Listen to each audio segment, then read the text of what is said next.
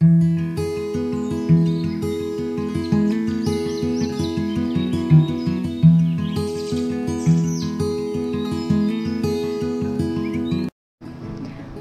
buntag mga kapaglaom, nining adlaw kita na usab magatuon sa atong morning devotional nining May 26 nga giuluhan og ang sukod sa katungdanan.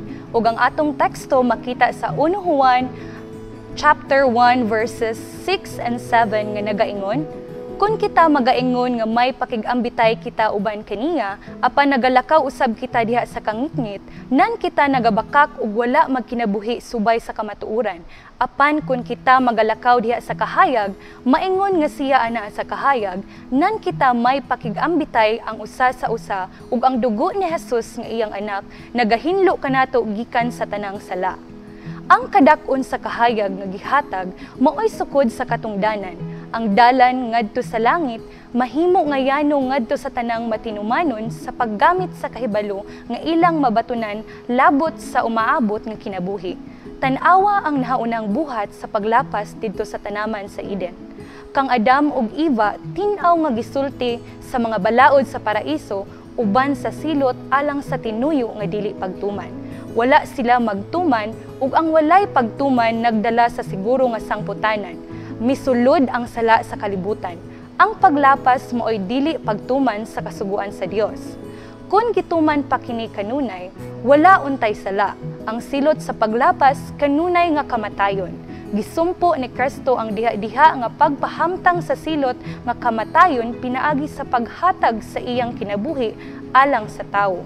Ang hustisya nagkinahanglan nga ang mga tawo makabaton og kahayag ug nagkinahanglan usab nga siya nga dili mulakaw diha sa kahayag nga hinatag sa langit nga ang paghatag niini maoy nakaingon sa kamatayon sa anak sa Dios, kinahanglan makadawat og selot.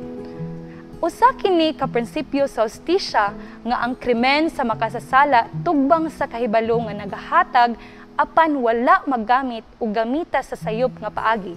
Gihangyo sa Dios nga ang mga tawo maglakaw diha sa kahayag aron pagpamatuod at tubangan sa mga manulunda ug sa mga tawo nga ilang ilhon si Kristo ingon nga dako nga halad alang sa sala.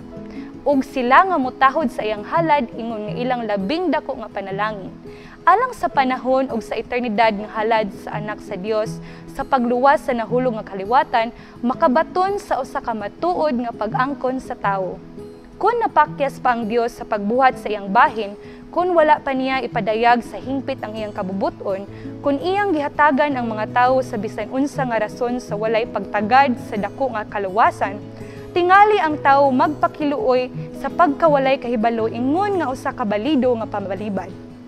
Apan iyang gihimo ang dayag nga dalan, iya untang maluwas ang tanang tawo, nahatag ang labaw kadako nga kahayag ngadto sa uban. Ang matag usa hukman pinaagi sa kahayag nga nahatag kaniya. Giplano sa Dios nga imong mahalon imong sagrado nga kahayag nga nahatag kanimo. Magampo ta mga kapaglaom. Our dear Father God in heaven, Lord, please guide us in light and truth as we walk in your ways, reflecting your love and grace. Father God, please help us to live with honesty and integrity, sharing the truth to others in this dark world. Amen.